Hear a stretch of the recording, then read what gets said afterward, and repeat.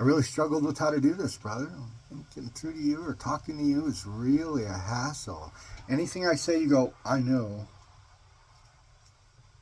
You know everything I know? I don't think you know everything I know. Any more than me knowing any more about mechanics than you know. I'm a decent wrench, but I believe you know a tick more. Now that having been said, how do you really know me, brother? Here's what we got. Let's do a history lesson. I assume that you watch videos. I mean, I assume that's what you do. You're probably more apt to watch a video than listen to a recording or read a bunch of crap, right? This is your brother talking to you, brother. Brother, here's a heart to heart. And I'll leave you alone after this, if that's what you choose. Choice yours. Let's go. Let's dial the clock back, because that's what this is really about, brother. I keep telling you I don't want to go back down the same road. And so long as you're not drinking, we seem to get along great. As soon as you get drunk and call me, or you've been drinking and call me, all we talk about is kicking somebody's ass. You're going to beat up somebody for littering. You're going to beat up somebody for talking bad about your boss. You're going to kill whoever comes over the fence. I mean, brother, we're not 20 anymore. See all these gray hairs? You can't deal with somebody coming over the fence better than just blowing them away? Well, I told everybody. Who did you tell? You didn't tell anybody. What is all that stuff? I'm just curious. It didn't matter to me. I've been letting that stuff go for years. Years, Pat. Years I let you go with this crap. So let's dispel some. Let's let John actually have a side. Let's ask John what really happened in some of these occasions. How about that? How about we actually let me have a side without this monkey-ass bickering like schoolboys? We're not schoolboys. Look at all these gray hairs, brother. Look at yourself in the mirror. Listen to me. Please. Give me a moment of your time. Last time I'll bother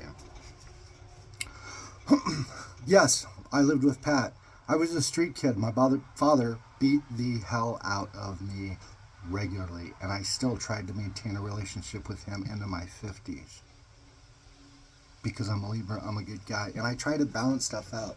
This bullshit that Pat always does, where we always start out on good terms, the next thing you know, I think we're sitting at the lake having a good time, and out of Pat's mouth is this. Right out of your mouth. Can't say you didn't say it. Said it right to me. We're talking about the airplanes for the 9,000th time, and I keep trying to tell you, but you don't want the story. So I'm going to give you the story today. These are the stories. And this is the last time I'll bother you. We're sitting down there, and you're like, well, if you knew what I really believed, if you knew what I really wanted to do, every time we go somewhere, you're threatening me. Every time we do something.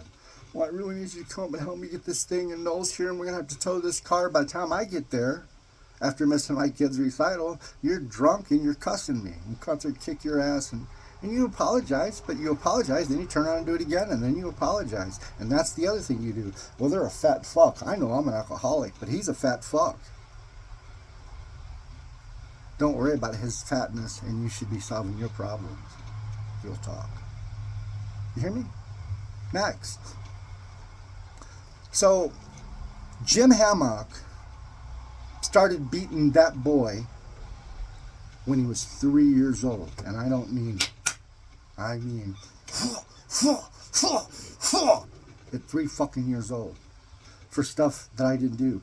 You ever heard of a 3-year-old stealing money out of a purse? What the hell's a 3-year-old going to do with the money? Get on his go-kart and ride to the candy store? I'm going to go to the circus? Since I was 3, that shit went on all the way since I was fucking 3. Somewhere in my teens, it got really bad. I come in and he accused me 3 times in a row of stealing out of this metal locked box with a big padlock that even he couldn't break it. I don't know how you're fucking doing it. And he was an ignorant drunk too, Pat. He does kind of the same shit that you do. Look for somebody else to blame when they get down in the pits. Well, how you fucking doing it? Well, I didn't do it. You did it. Then you get the hell beat out of you. Dropped in the fucking floor and then grounded in that little concrete room for however long. You can't put kids in solitary for months on end and expect a coherent, straight child. Can you hear me? Can you hear me now? So this goes on, Pat. The 3rd time I'm laying on the floor, he's got this metal box full of change, Pat, full of change. A metal locked box full of change with a padlock on it. And throws it. at a small boy laying prone on the ground. That man's a fucking coward. Furthermore, when I broke into his house, did any of y'all ask what I broke in there for? No. I didn't have any money. I didn't come out of there with diamonds and gold. That man had a whole garage full of tools. I didn't have any tools. When we were kids, we didn't really have that much. I know that much. You had your Craftsman box, but I know that much, not to start with. Jim kept it all. I broke in the fucking house, you stupid asshole, to get my clothes back. I got tired of wearing the same clothes. Remember, I got my jacket, I got my stuff back. So yeah, I broke into my dad's house. I'm a shit. I got my clothes. That ignorant motherfucker. Fuck that guy. 50 goddamn years of his bullshit. And I gotta answer to you too? No, sir. I don't think that's fair. So let's square that away right off the bat. That guy was a no good fucking coward, and you're not his champion. You're not the law. You're not the police, and you ain't got no business telling me what I can't do, or what I should be doing. You don't know me. Not like you think you do. Brother, I've been shot. Well, I never heard of you getting shot. I was in Alabama for a decade. I was in Illinois for a decade. We saw each other once a decade for like 2 decades, and most of the time it's about Pat. And I got shot, and I got beat up, and I got thrown out of trucks, and I'm going to beat this guy. And because you don't want to hear what anybody else has said. You only want to, you do all the talking. 4 hours straight the other night. My gal's like, you guys been on, or not 4 hours straight, but an hour, 2 hours. You guys been on the phone forever. I didn't really talk. I'm going, yep, I understand. When I try to say something, you go, yep, I know. And then you keep right on going. So let's go on to the next conversation. Let's talk about Pat.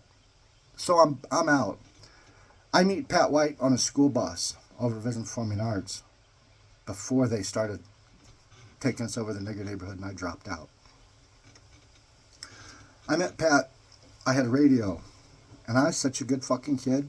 I loaned Pat that radio. You guys say I'm such a bad guy. I loaned Pat. Some strange kid on a bus because you're on a bus every day. I loaned him my radio. I never saw him again. Finally, I go over there. That's when I meet Pat and that family and his mom. And his mom liked me right off because, you know, I'm the most polite out of all of us. I'm the yes, ma'am, no problems. I'm not the one who's going to mouth off first. I'm not the one. I take all you guys' crap. I've been taking all this crap all these fucking years. You were wrong, but I took the crap anyways. So she likes me. She finds out I'm living on the street. First, I'm sleeping on that mattress underneath the kitchen table. I'm coming in the back door, putting that mattress underneath the kitchen table. I'm literally sleeping underneath the kitchen table and picking up the mattress and putting it back in that.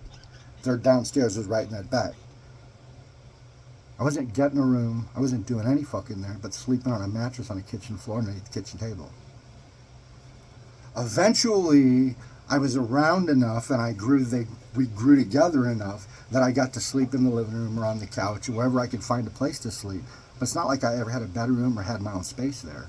I slept where the fuck ever I could sleep. Next, we ate their food. There wasn't any fucking food. I mean, there was eggs and potatoes now and again, and Linda would let you, because they didn't cost that much. She fed the family the best way she could. We didn't have any goddamn money. And all of my money, I bought the fucking car. We wrecked the fucking car. When we all went out, I bought Jack Daniels. Remember? Little Jack Daniels, big Jack Daniels. I don't like beer. Never did. I mean, I drink beer now and again, but as a whole, I'm a Jack Daniels guy, even as an adult. Where do you think that money come from? Potatoes and eggs? So eventually, I start messing around with Patty. Patty gets pregnant. You stayed with your mom, you and Kim and the baby and whoever all was back there. I know that you lived there with a baby for a while. I didn't do that shit. As soon as Patty got pregnant, I started looking to get the fuck out. I was working. Pat starts this job at J.S. Alberici. I remember he was doing something with vials of cement. He was testing them for durability before they could build a bridge or some kind of thing. He did a good job. He got this big toolbox. He was doing real good. We go over there and rent that apartment together. Everybody's got jobs. Everybody's doing good. We're best friends, right? Well, as soon as he moved in there, his lame ass put a padlock on his door, quit fucking working, quit paying rent, told me to go fuck myself, then started drinking all of the baby's milk. Every time I come home, there's this war between him and Patty over the milk. That motherfucker drank a baby's milk, but you've been defending him for years because you didn't bother to get the story. Here's the fucking story. So eventually I go to the landlord because we're starting to get behind on rent. I'm not paying my rent, Patty's rent, and his rent. I got the baby to take care of, and he's causing me problems. Can't eat at home, can't put food in the icebox, can't do a fucking thing.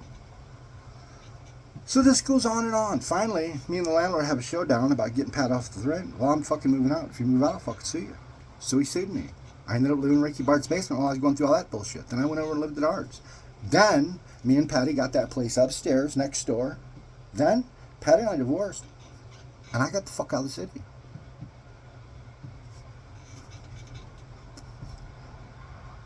Got in all that trouble. And that's the next thing we're going to talk about. Went to jail. When I got out of jail, I didn't stay around here long. You notice that?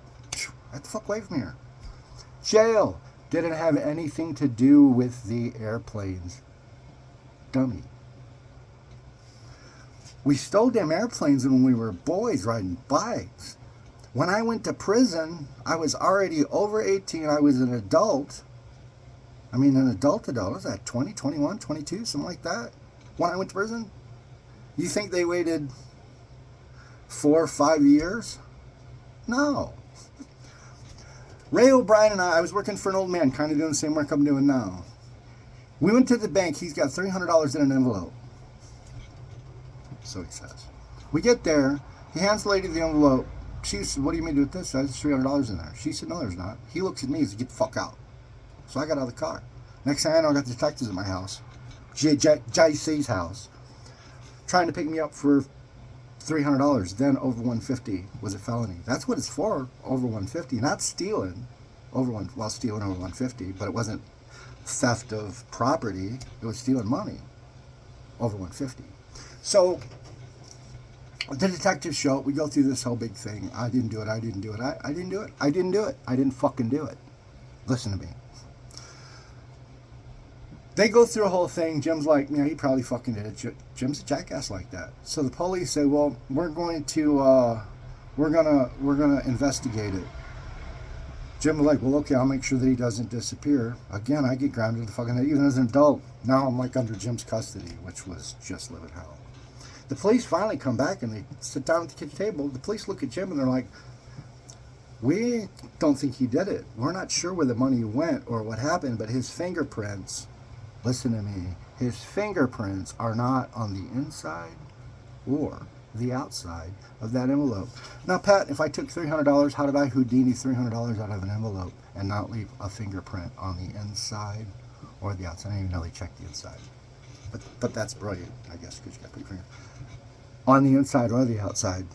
His mistake, not mine. So Jim, JC, gets himself a lawyer. Gets me a lawyer because my fingerprints are in there. The problem is Ray is old and he's getting sicker and sicker and sicker, right? So he starts messing. The lawyer can't get to him to get the deposition. But the lawyer's like, there's not enough evidence. I don't know why they didn't just throw it out. Should have just thrown it out. JC again. JC starts telling the lawyer, well, he's a bad kid and he does all this and the cops are always looking for him. There's all these fucking problems. He stole out of lock boxes that I couldn't even steal out of. Do you hear that nonsense? Do you guys hear yourselves when you talk? So we go through this whole fucking thing. Finally, the lawyer's like, I can't really... We're going to plea bargain. So that's how I ended up in jail on such a short little bit. It was because I plea bargained to keep from having to go to court after my father, my stepfather, my step piece of shit, told my lawyer that I probably did it because he's a piece of shit. How many did you do with it? So you can call me a convict, and you can call me all the fucking names, or whatever the hell you want to do. You can use whatever low blow you want. But the fact of the matter is, Pat, I did everything I did on my own. I went back and got my education. I went back to tech school. I went back to college. I made something. There's the truth. So there you have it. Pat fucked me. Then, so I move out. We move out into that place. We get into it over the low. Did I talk about that right? We got the place, and Pat was drinking her milk, and right? I move out of there with the landlord soon, man, at Ricky Bart's basement. Now I got Pat over there causing me problems. Can't go anywhere and get any peace. I'm working at Warehouse of Fixtures. They cost me that motherfucking job. I go over and live at Arts. They start coming over there. Eventually, Patty and I got that place at the top of Ohio, and none of you fuckers knew where I live. Art was like, I don't know, he disappeared. Well, they come over there to look for me. I was living next door upstairs. And that's when my life got back on track, as soon as I got rid of all of them motherfuckers. But I came back and looked for you, Pat. About once a decade, I'd turn back up in St. Louis, and I'd look for Pat. Where's Pat live? Because your mom was always in the same place. Your mom had ever moved, I'd never been able to find you. You stayed in that room forever and ever and ever. And point fingers at everybody on the outside. Look where we're at, Pat. I don't want to keep doing this, brother. I mean, I don't want to do this. I want to rebuild. I want to start new roads. I don't want to keep going down these old roads. But every time you get drunk, we're down on the same thing. So now you have the truth. You and Cindy said some hateful things to me based on your bullshit. If Pat had paid his share, he's drinking Patty's fucking milk. He's drinking a baby's milk and did not give a fuck. That's the people that you're backing over me, over the guy who stood behind you every fucking time.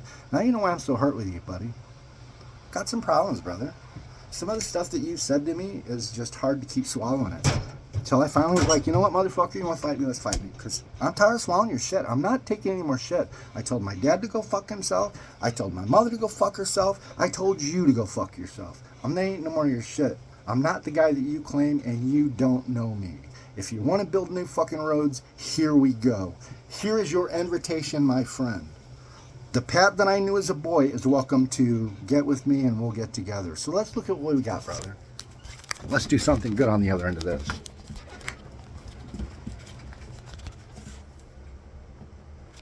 Black fell out.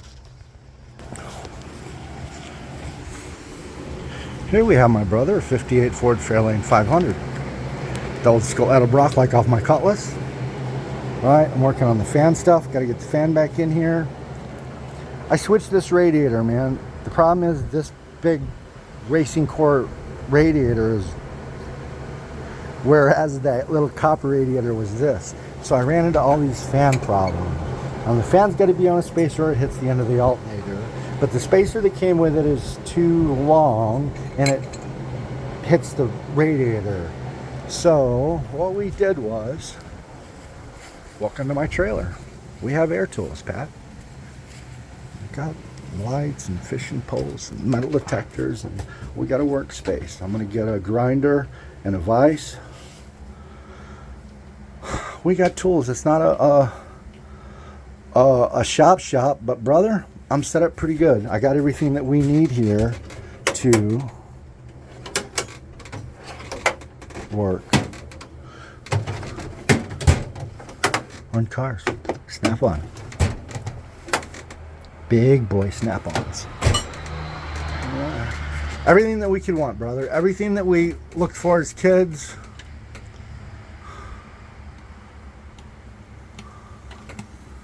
It's off station.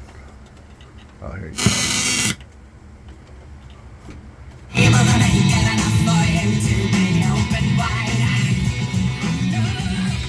Everything that we could ask for, man. Privacy, quiet.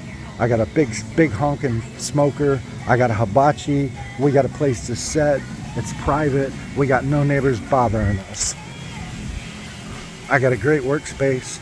I got old cars. I got fishing ponds. I got fishing poles. And you want to argue about what happened 20 years ago? Put down the bottle, dude. Let's get back into life. Come on.